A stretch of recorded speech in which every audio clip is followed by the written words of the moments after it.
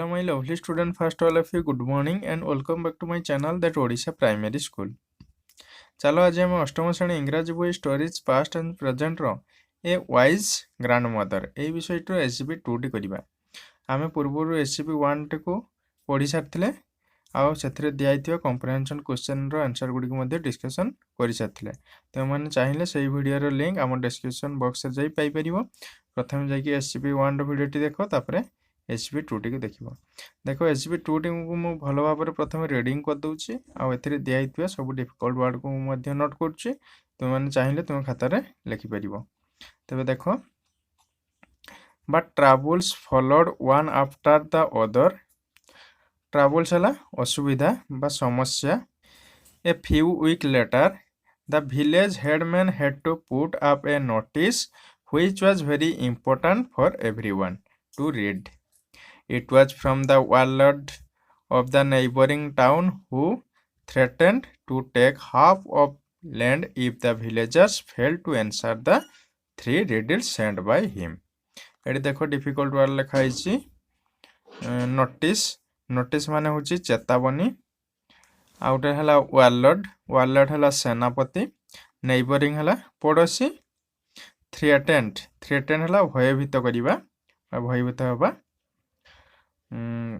But if they answered them correctly, he promised he would give the villagers all the food they needed.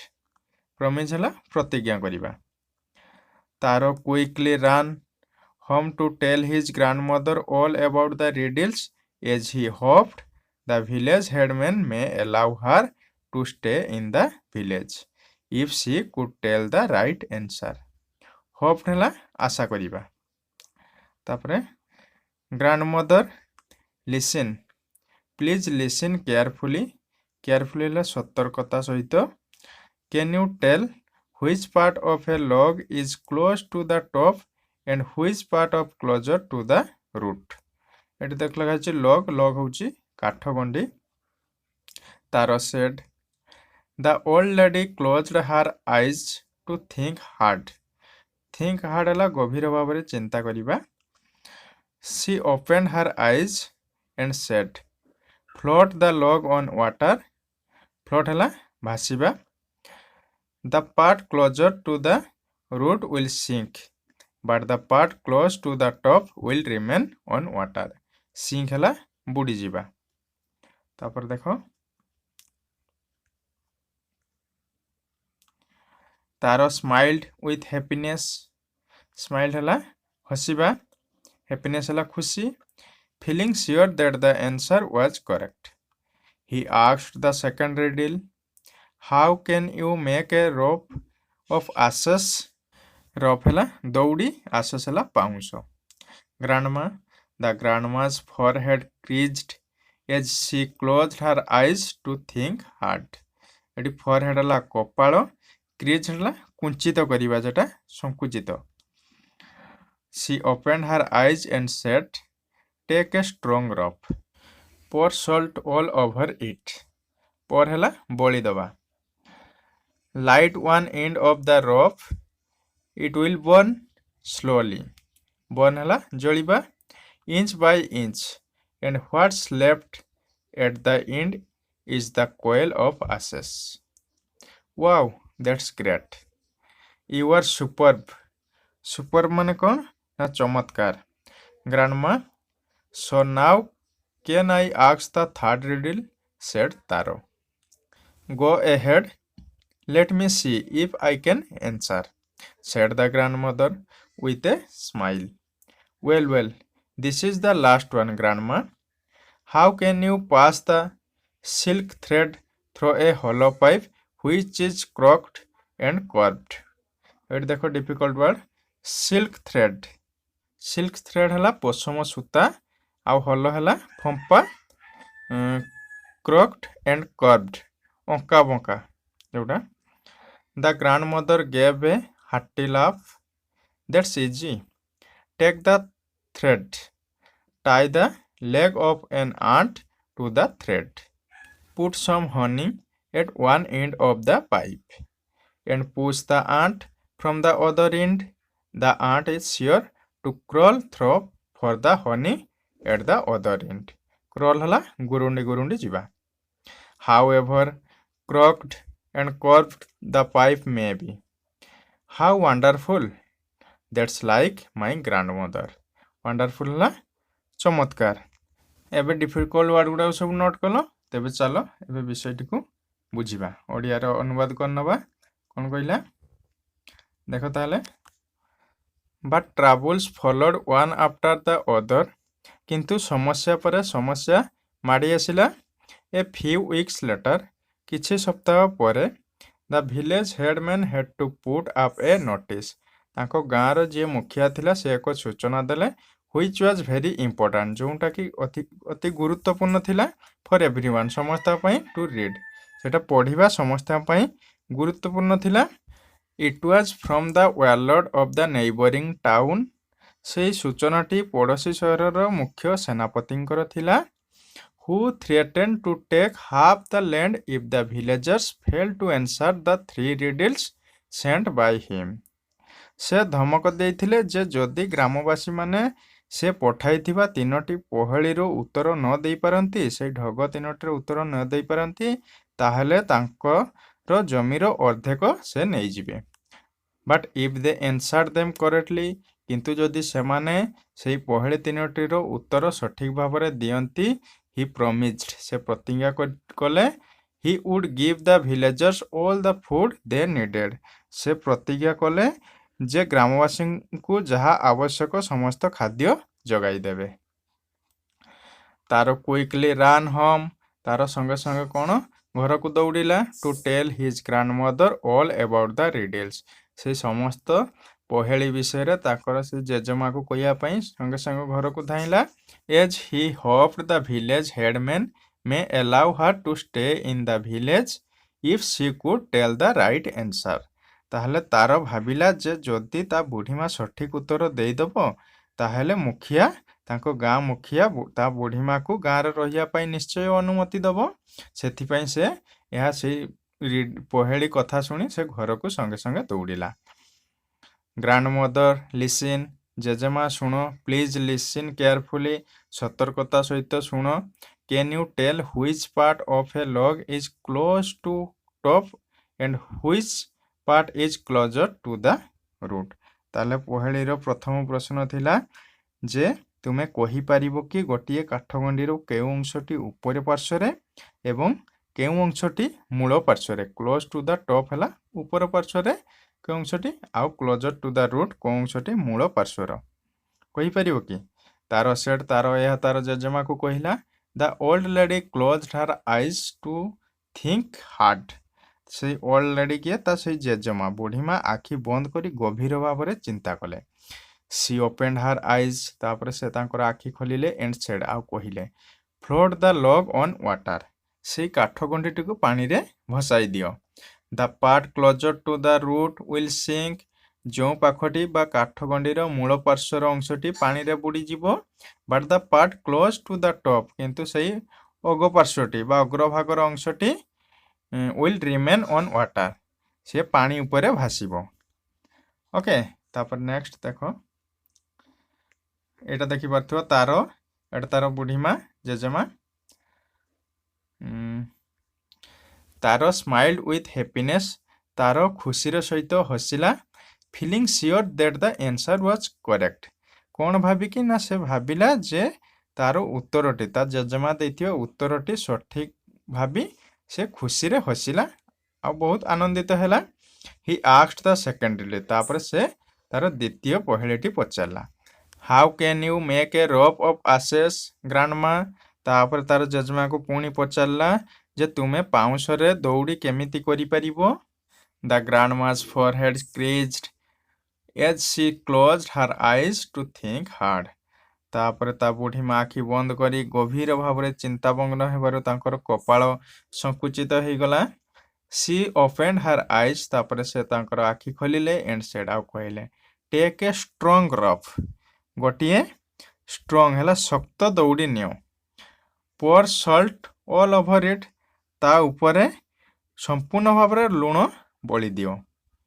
Light one end of the rope यार गोटे पाखक निया लगे दियो गोटे मुंडर दौड़ीर निया लगे दियो it will burn slowly inch by inch यह धीरे धीरे इंचे इंचे होई जली जीवो and what's left at the end is the coil of ashes एवं शेष आड़ को जहाँ रही यह पाउंसर कुंडली हो जाइथिबो वाओ दैट्स ग्रेट ओह यह बहुत बढ़िया यू आर सुपर ग्रांडमा तुम्हें होच अति चमत्कार बुढ़ीमा so now can I ask the third riddle तेणु वर्तमान मु तुमको तृतीय पहेली पचारि परिबी तार सेड तार या कहला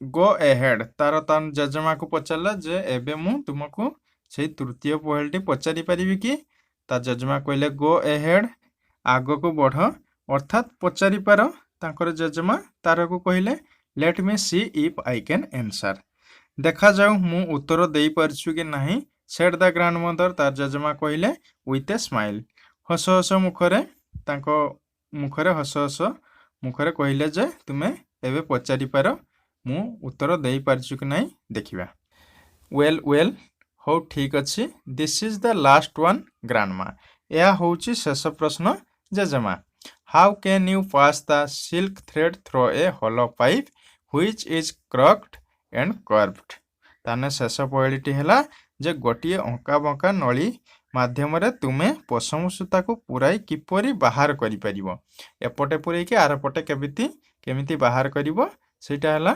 शेष पहेली प्रश्न the grandmother gave a hearty laugh तापरे तार जजमा कोन कले जोर रे हसी उठिले दैट्स इजी एटा अति सहज टेक द थ्रेड से सूताटी को नियो tie the leg of an ant to the thread आउ से सूताटी पिंपुड़ीर गड़े बांधि दियो put some honey at one end of the pipe आ नलीर गोटे मुहरे किछि महू रखी दियो and push the ant from the other end आउ से अन्य मुहरे पिंपुड़ीटी को पुराई दियो the ant is sure to crawl through for the honey at the other end however क्रक्ड और curved the pipe may be ताने नलीटी जेते अंका बंका होना कहीं पिंपुड़ी महू पाई जेकोसी प्रकार रे से गुरुंडी जाई से मुखरे से आर पाखरे जाई पहुंची जीवो हाउ वंडरफुल कि यह कि चमत्कार